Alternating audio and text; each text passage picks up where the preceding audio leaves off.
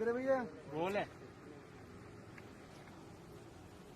Sir cabinet की बैठक में सबसे पहले तो आप सबका स्वागत है, अभिनंदन है कि आप इतनी देर रात भी यहाँ पर छोटे से निमंत्रण के ऊपर पधारे। आज कैबिनेट की बैठक थी, मंत्रिपरिषद की बैठक थी। माननीय मुख्यमंत्री अशोक जी गहलोत साहब ने बहुत सारे जनहित के फैसले आज कैबिनेट में किए हैं, लेकिन एक फैसला शिक्षा विभाग से संबंधित है, उसके बारे में मैं अपनी बात रखना चाहूंगा। ये जो राजस्थान अधीनस्थ सेवा नियम और राजस्थान शिक्षा सेवा नियम जो 70 और 71 में बने थे, उनमें काफी बदलाव किया गया है। 10-12 चेंजेस किए गए हैं, क्योंकि उनकी वजह से कई तरह की दिक्कतें आ रही थी और कई प्रमोशन नहीं हो रहे थे।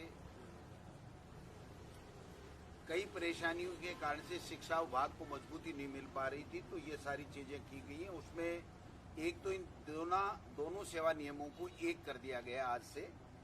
दूसरा, इसमें जो अतिरिक्त निदेशक और संयुक्त निदेशक पद की पदोन्नति थी, पहले इसमें 3 वर्ष पर जस्ट पहले वाले पद का एक्सपीरियंस होना था, जो नहीं मिलने के कारण से ये वर्षों से पद खाली रह जाते थे। अब उससे एक नीचे वाले ग्रेड का 3 साल का और उससे जस्ट पहले वाले का 1 साल का, यानी 4 साल का अगर अनुभव हो गया तो उसके बाद में उसकी पदोन्नति हो जाएगी। कहने का मतलब जो नेक्स्ट का 3 साल का था उसको 1 साल कर दिया गया और उससे पहले का 3 साल का कर दिया गया, जिससे इन पदों पर जेडी और इनके ऊपर एडी के ऊपर पदोन्नति हो सकती है। एक जिला शिक्षा अधिकारी के जो पद थे वो 50% सीधी भर्ती से नियमों में प्रावधान था 70-71 में, और 50% पदोन्नति से था। जबकि आज तक जब से सेवा नियम बने हैं, जिला शिक्षा अधिकारी के सीधी भर्ती कभी भी आयोजित नहीं हुई है। और इसकी वजह से हर वर्ष सरकार को माननीय मुख्यमंत्री से, डीओपी से स्थिलन लेकर के और जिला शिक्षा अधिकारी की पदोन्नति उसके पदों पे करनी पड़ती थी, लेकिन उसमें बार बार लोग कोर्ट जाते थे। इस बार भी कुछ जो है अधिकारी प्रिंसिपल कोर्ट में चले गए, स्टे भी हो गया था, उसको वेकेट कराया। तो अब जिला शिक्षा अधिकारी के तमाम पदों के ऊपर पदोन्नति के आधार के ऊपर उनका पदोन्नति होगी, जिससे तमाम 323 जो पद रिक्त हैं वो पूरे के पूरे भर दिए जाएंगे और हर वर्ष एक भी पद रिक्त नहीं रहेगा, जिससे शिक्षा के ढांचे को मजबूती मिलेगी। दूसरा, एक प्रधानाचार्य सीनियर स्कूल का और प्रधानाध्यापक जो सेकेंडरी स्कूल का है, उसमें जो 66 और 33, 67 और 33 का अनुपात था, उसके कारण से कई तरह की आपस में दोनों केडर के विवाद होते थे, उसको आज निपटा दिया गया है। और उनका व्याख्याताओं का 80% और हेडमास्टर्स का 20% जो संशोधन करके उनके पद अनुपात बनाया गया है। और इसके साथ ही एक फैसला किया गया है कि प्रत्येक राजकीय उच्च माध्यमिक विद्यालय में प्रिंसिपल के साथ एक वाइस प्रिंसिपल की पोस्ट स्वीकृत की जाएगी, और जो प्रधानाध्यापक है वो डाइंग कैडर हो जाएगा।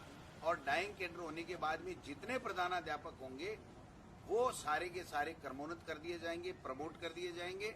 और जो माध्यमिक विद्यालय हमारा होगा उसमें भी प्रिंसिपल ही उसका संस्था प्रधान होगा।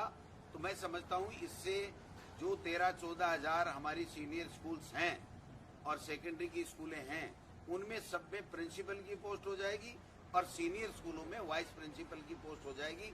और सभी को इसका लाभ मिलेगा, व्याख्याताओं को भी बहुत बड़ा लाभ मिलेगा, और जो प्रधानाध्यापक हैं 10वीं स्कूल के, उनको तो सबको ही प्रमोशन के चांसेज मिल जाएंगे।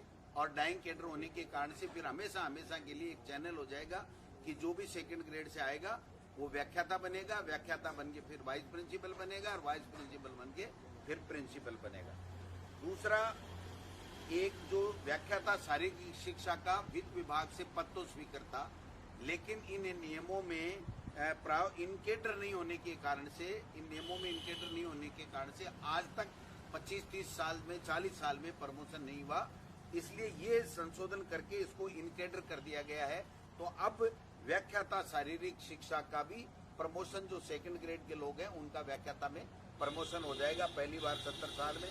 इसी तरह पुस्तकालय अध्यक्ष ग्रेड प्रथम का भी 31 पद तो फाइनेंस से स्वीकृत हैं, लेकिन इस 40 साल में कभी भी उनको पदोन्नति नहीं मिली, क्योंकि ये पद नियमों में इनकेडर नहीं था, तो उसको नियमों में इनकेडर कर दिया गया।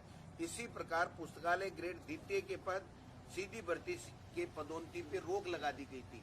उसमें प्रावधान तो कर दिया नियमों में, लेकिन उसमें ये एक लाइन लिख दी कि ये आगे भर्ती नहीं की जाएगी, तो उसकी वजह से ये भर्ती जो है नहीं हो रही थी, इसको भी कर दिया गया। एक महत्वपूर्ण निर्णय और लिया गया है कि जो पंचायत राज में शिक्षक नई भर्ती होती है और माध्यमिक शिक्षा में पंचायत राज से ही 3rd ग्रेड के टीचर जाते हैं, नई भर्ती उसकी कोई नहीं होती है।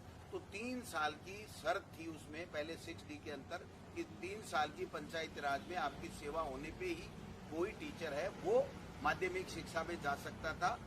अब पंचायत राज का कार्मिक कभी भी माध्यमिक शिक्षा विभाग में या शिक्षा विभाग में जो शहर में एलिमेंट्री का जो विभाग है, एलिमेंट्री की स्कूल है, उसमें भी जा सकता है। तो जिससे माध्यमिक शिक्षा को 10वीं और 12वीं की स्कूल और शहर के जो तमाम स्कूल हैं जो शिक्षा विभाग के अधीन आती हैं 1 से लेकर के 12 तक के, उनमें टीचर्स बराबर मिलेंगे, वो मिल जाएंगे, ये भी कर दिया गया है। एक हमने ये किया है कि जो व्याख्याता पहले होता था वो किसी में भी ग्रेजुएशन करो, लेकिन अगर पोस्ट ग्रेजुएशन जिस विषय से करता था उसका व्याख्याता बन जाता था। फॉर एग्जाम्पल, अगर उसने BSc किया है, साइंस से वो पढ़ा है ग्रेजुएशन, और उसने अगर भूगोल, अंग्रेजी या इतिहास से 2 साल PG करके और वो व्याख्याता भूगोल या इतिहास का बन जाता था, जिससे वो क्वालिटी की एजुकेशन नहीं दे पाता था। अब हमने ये नियमों में संशोधन कर दिया है कि जो ग्रेजुएशन जिस विषय में करेगा उसी में PG करेगा, उसी को व्याख्याता बनाया जाएगा। एक जो प्रधानाध्यापक है 10वीं का, उसको ग्रेजुएशन के ही योग्यता की जरूरत थी, उसको पोस्ट ग्रेजुएशन की आवश्यकता नहीं थी। अब उसको जोड़ करके पोस्ट ग्रेजुएट कर दिया, क्योंकि वो एक महत्वपूर्ण पद है और अब आगे चल करके वो वाइस प्रिंसिपल बनेगा, प्रिंसिपल बनेगा। तो प्रिंसिपल के लिए तो था पोस्ट ग्रेजुएट और प्रधानाध्यापक के लिए था ग्रेजुएशन, तो उसको भी हमने ठीक कर दिया क्वालिटी एजुकेशन के लिए। एक प्रतियोगी परीक्षाओं से अगर कोई व्यक्ति अपने कैडर में OBC, SC, ST में अगर 1 नंबर भी ले लिया या माइनस मार्किंग भी हो गई या 5 नंबर भी 100 में से ले लिया, तो वो भी व्याख्याता बन जाता था या टीचर बन जाता था। तो इसको हमने ये कर दिया है कि न्यूनतम 40% उसको अंक लाने पड़ेंगे, और अगर सरकार जैसे स्थिलन देती आई है 5% का, वो स्थिलन देगी तो वो स्थिलन इन पे भी लागू होगा। लेकिन जो भी अब टीचर आएगा वो क्वालिटी का टीचर होगा, जिससे क्वालिटी एजुकेशन जो है वो बेहतर हो सकेगी। एक तो ये चीज होगी।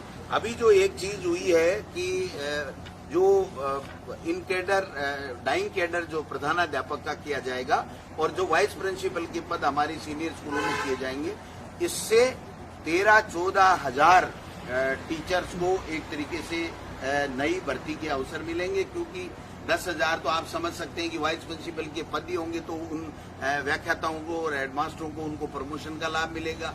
और जो सेकेंडरी स्कूल है उसमें प्रिंसिपल की पोस्ट हो जाएगी हेडमास्टर के बजाय, तो उसकी क्वालिटी एजुकेशन भी बढ़ेगी और इतने पद भी बढ़ेंगे। तो कहने का तात्पर्य ये है कि ऐसे ऐसे फैसले आज शिक्षा विभाग के नोट के ऊपर माननीय मुख्यमंत्री जी ने, हमारी कैबिनेट ने लिए हैं, जिससे एक मील का पत्थर आज के फैसले साबित होंगे एजुकेशन को आगे बढ़ाने में राजस्थान में और क्वालिटी एजुकेशन में। और नए लोगों को जो हमारे टीचर्स हैं, व्याख्याता हैं, हेडमास्टर हैं, 2nd ग्रेड के हैं, उनको ज्यादा से ज्यादा प्रमोशन के अवसर प्राप्त होंगे। ये इस प्रकार से सभी शिक्षक संगठनों से इसमें हमारे द्वारा बात की गई है और तमाम ये जो फैसले आज हैं वो मुख्यमंत्री जी ने कैबिनेट में पारित किए। इनको बताने के लिए मैंने आपको कष्ट दिया है। आप पधारे, आपका बहुत बहुत धन्यवाद। एक फैसला मैं और बता देता हूं कि माननीय मुख्यमंत्री अशोक गहलोत जी के नेतृत्व में यहाँ पर विधान परिषद के गठन का प्रस्ताव सर्वसम्मति से पारित किया था, लेकिन केंद्र की मोदी सरकार इसको टाले जा रही थी और एक चिट्ठी दोबारा भेजी गई कि आप बताइए कि आप चाहते हैं या नहीं चाहते हैं। तो ये टालने की मंशा से बताया गया है। मैं समझता हूं कि माननीय मुख्यमंत्री जी ने पूरी कैबिनेट की सर्वसम्मति से ये प्रस्ताव पुनः कैबिनेट को आज पास कर दिया गया है, भिजवाएंगे कि हम चाहते हैं लोगों को मौका मिले, कार्यकर्ताओं को मौका मिले और विधान परिषद बने, क्योंकि ये कांग्रेस की सरकार और मुख्यमंत्री अशोक गहलोत जी के नेतृत्व में ही ये यूनानिमस फैसला हुआ था। लेकिन भारतीय जनता पार्टी की केंद्र की सरकार इसको बार बार टाल रही है। इसलिए मैं आग्रह करना चाहूंगा भारतीय जनता पार्टी के तमाम नेताओं से कि केंद्र में मोदी जी के नेतृत्व में उनकी सरकार है, इसको फैसला जल्दी से करा के लाएं, जिससे राजस्थान में विधान परिषद बनने का रास्ता साफ हो और लोगों को और ज्यादा अवसर प्राप्त हुए जनता की सेवा करने। तो स्कूल खोलने को लेकर कुछ चर्चा हुई? आज केवल कोविड को लेकर के, चिरंजीवी योजना को लेकर के, तमाम और कई विभागों के फैसलों को लेकर के चर्चा हुई है। काफी टाइम हो गया, इसलिए आज इस विषय के ऊपर कोई बात नहीं हुई। लेकिन एक फैसला जरूर हुआ है कि जो कॉलेज एजुकेशन है या दूसरे बच्चे हैं, उनके जल्दी से जल्दी हम वैक्सीनेशन कैसे कराएं, इसको लेकर के चिंता व्यक्त की गई और भारत सरकार को एक चिट्ठी लिखने का जो है वो फैसला लिया गया है माननीय स्वास्थ्य मंत्री जी और मुख्यमंत्री जी की तरफ से कि मेहरबानी करके आप वैक्सीन दीजिए। हम लोग एक दिन में 15 लाख वैक्सीन लगा सकते हैं। आज हमारे पास में 70,000 के लगभग वैक्सीन है, कोई वैक्सीन आ नहीं रही है। हम लोग दूसरे डोज भी जिनकी ड्यू डेट होगी उनको भी नहीं लगा पा रहे हैं। तो नए बच्चों को कब लगाएं, कब वो परीक्षा दे पाएंगे, कब कैसे कर पाएंगे। तो ये केंद्र की सरकार से हम आग्रह करते हैं कि इसके ऊपर संवेदनशीलता के साथ में फैसला करें। वो चाहे मंत्रिमंडल विस्तार करें, किसी की छुट्टी करें, किसी को अंदर करें, वो उनका फैसला है। लेकिन मेहरबानी करके वैक्सीन के ऊपर अब स्वास्थ्य मंत्री जी को हाथ धोना पड़ गया, केंद्र के मंत्री जी को, जो तो इससे ये साफ जाहिर है कि मोदी जी की केंद्र सरकार जो कोरोना काल में उनको मैनेजमेंट करना चाहिए था, जो इनको व्यवस्थाएं करनी चाहिए थी, उसमें पूरी तरीके से फेल हुई है और उसके कारण से केंद्र के स्वास्थ्य मंत्री का इस्तीफा मोदी जी को लेना पड़ा है। अपनी साख बचाने के लिए किसी की बलि दी है, लेकिन जिम्मेदारी प्रधानमंत्री की है। प्रधानमंत्री को जिम्मेदारी लेनी चाहिए और मैं समझता हूं कि इसके ऊपर अगर प्रधानमंत्री जी खुले मन से ये कहते हैं कि हाँ देशवासियों मेरे से ये कमी रह गई, मेरे से गलती हो गई, तो उनकी साख थोड़ी बहुत बच के रहे। आज अजय माकन का भी दौरा रहा। थैंक यू, बहुत शानदार। थर्ड ग्रेड शिक्षकों को क्या थर्ड ग्रेड ट्रांसफर करेंगे क्या आप लोग? आज नियमों में संशोधन हुआ है और हम लोग जो 3 साल वाली शर्त को हटा दिया गया है।